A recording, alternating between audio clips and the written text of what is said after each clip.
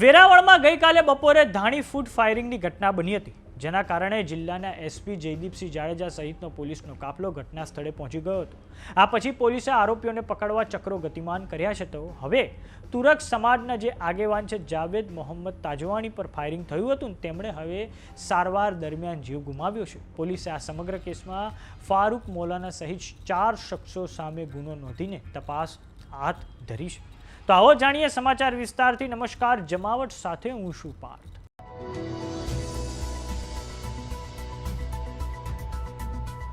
વેરાવળ શહેરના ID Chauhan road પર ગઈકાલે બપોરે ફાયરિંગની ઘટના બની હતી, જેમાં તુરક સમાજના પ્રમુખ જાવેદ તાજવાની ગંભીર રીતે ઘાયલ થયા હતા અને આ પછી જાવેદ તાજવાનીને સૌપ્રથમ ખાનગી હોસ્પિટલમાં ખસેડાયા હતા અને ત્યારબાદ તેમને જૂનાગઢની સરકારી હોસ્પિટલમાં ખસેડવામાં આવ્યા હતા। ગઈકાલે મોડી રાત્રે જાવેદ તાજવાનીને હવે જીવ ગુમાવ્યો છે। આ ઘટનાથી સમગ્ર વેરાવળ પંથકમાં ચકચાર મચી ગઈ છે।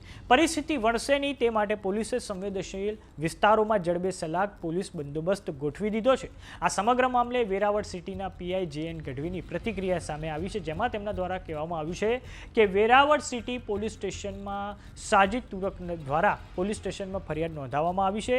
ગુનાના 4 આરોપી ફારૂક મોલાના, જાવેદ મોલાના, ફારૂક મોલાનાનો ડ્રાઈવર અનીસ અને જાવેદ મોલાનાનો મિત્ર ટાલિયો, આ ચારેય જણાએ ધંધાકીય બાબતે બોલાચાલી કરી હતી, પછી તેમના દ્વારા આ ગુનો આચરવામાં આવ્યો છે। પોલીસ દ્વારા આર્મ્સ એક્ટ હેઠળ ગુનો નોંધીને તપાસ શરૂ કરવામાં આવી છે અને સારવાર દરમિયાન હવે જાવેદભાઈનું મૃત્યુ થયું છે।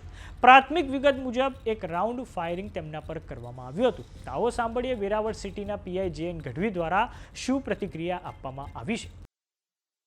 વેરાવળ સિટી પોલીસ સ્ટેશનમાં આજે એક સાજિદ હારૂનભાઈ વલીભાઈ હાલા તુર્ક તેઓએ અત્રેના પોલીસ સ્ટેશનમાં ફરિયાદ આપી છે અને ફરિયાદમાં એવું છે કે એમના સંબંધી સગા જાવેદભાઈ કરી એ અને આ સોમનાથ ટોકીઝ વિસ્તારની અંદર આઈડી સ્કૂલ છે, આઈડી ચૌહાણ સ્કૂલ, તેની આગળ ભેગા થયા હતા।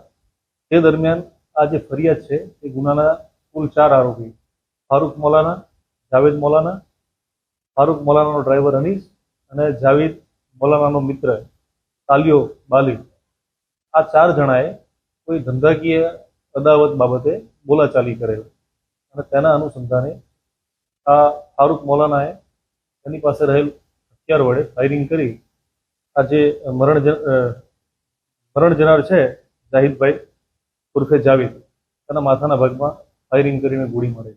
આવો એક હત્યાનો બનાવ બન્યો। પોલીસે સૌ પ્રથમ જ્યારે આ ગુનો રજીસ્ટર્ડ કર્યો ત્યારે ખૂનની કોશિશનો ગુનો રજીસ્ટર્ડ કરેલો અને આર્મ્સ એક્ટ હેઠળ અને જે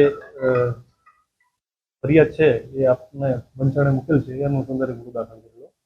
ત્યારબાદ હમણાં સમાચાર એવા મળ્યા કે સારવાર દરમિયાન આ જે ભાઈ છે જાવેદભાઈ એનું મૃત્યુ થયું છે, એટલે કલમ ઉમેરાની પ્રોસિજર કરી છે અને હત્યાની કલમનો પણ ઉમેરો કર્યો। પ્રાથમિક વિગત મુજબ એક રાઉન્ડ ફાયરિંગ કરેલ છે અને એક જે ગોળી છે એ લગભગ જે મરણ જનાર છે એમના માથે, ત્યારે તાત્કાલિક નાકાબંધી કરી આરોપીઓની શોધખોળ કરવા માટે અમારી લગભગ 4 થી 5 ટીમ કાર્યરત થઈ ગઈ છે અને પોલીસ અધિક્ષક સાહેબ પોતે એક ટીમની રચના કરી છે। ડીવાયએસપી સાહેબો પણ ટીમની અંદર જોડાયા છે।